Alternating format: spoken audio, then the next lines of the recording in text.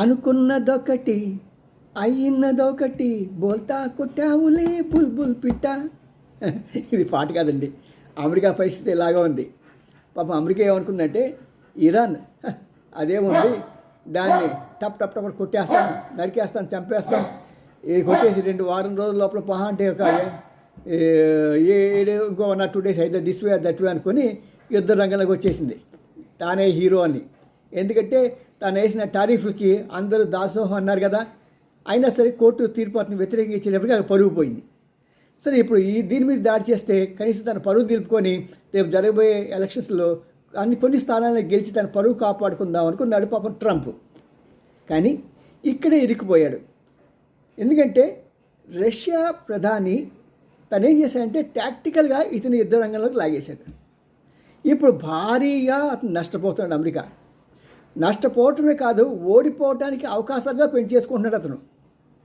ప్రత్యేకంగా వాళ్ళు ఏం చేస్తారంటే, వాళ్ళకి ఒక ప్రదేశం ఉంది, దాని పేరు దుఃఖం పోర్ట్ అని ఒకటి ఉంది. ఆ దుఃఖం పోర్ట్ దగ్గర వాళ్ళకి ఒక పెద్ద రాడా సిస్టమ్ ఉంది. ఎవరికి? అరబ్ కంట్రీస్లో దానికి. దాన్ని వీళ్ళు ఇరాన్ వాళ్ళు కొట్టేశారు.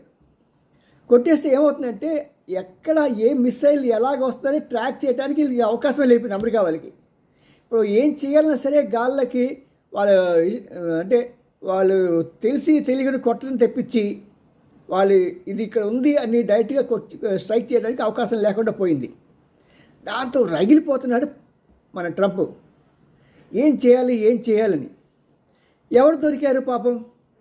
మన భారతదేశానికి వచ్చి ఆ ఫ్లీట్ రివ్యూలో పాల్గొని చక్కగా విశాఖపట్నం అంతా తిరిగి 15 తారీఖు 14 తారీఖు అక్కడ జరిగిన 10 రోజులు హ్యాపీగా ఉండి 25వ తారీఖుని బయలుదేరి అలాగే వెళ్తూ శ్రీలంక దగ్గరికి వెళ్ళేటప్పటికి వాళ్ళు చాలా ఏమరపడుతూ ఉన్నారు. ఉండేటప్పటికి వీళ్ళు ఏం చేశారంటే దాన్ని కొట్టేశారు. దాన్ని కొట్టేటప్పటికి దాంట్లో 160 మంది ప్రయాణిస్తున్నారు. 160 మందిలో 30 మంది చనిపోయారు. ఇంకొంతమంది క్షత్రగాత్రులు. ఇలా చాలా భారీ దెబ్బ తగిలింది. తన కక్షని అలా తీర్చుకున్నాడు ట్రంప్. ఇక్కడ ఏంటంటే ఇతను చేసి ట్రంప్ ఆ బ్లేము భారతదేశం ఖాతాలో వేసాడు. ఎలాగా? మన దేశ మీడియాలో తొత్తు రాజకీయ పార్టీలు ఉన్నాయి కదా, వాళ్ళంతా ఏం చేస్తున్నారంటే ఇదంతా కూడా భారతదేశమే చేస్తున్నది, వాళ్ళకి ఈ ఇన్ఫర్మేషన్ కూడా ఇచ్చింది భారతదేశమే. ఇంకా ముదురుబొచ్చులు ఉన్నారు. వాళ్ళు ఏం చెప్తున్నారంటే ఖైమోని ఎక్కడ ఉన్నాడు అని సీక్రెట్గా అమెరికాకి వెళ్ళి మన మోడీ చెప్పాడని. ఇలాంటి దుర్మార్గులు ఉన్న దేశం మన దేశం.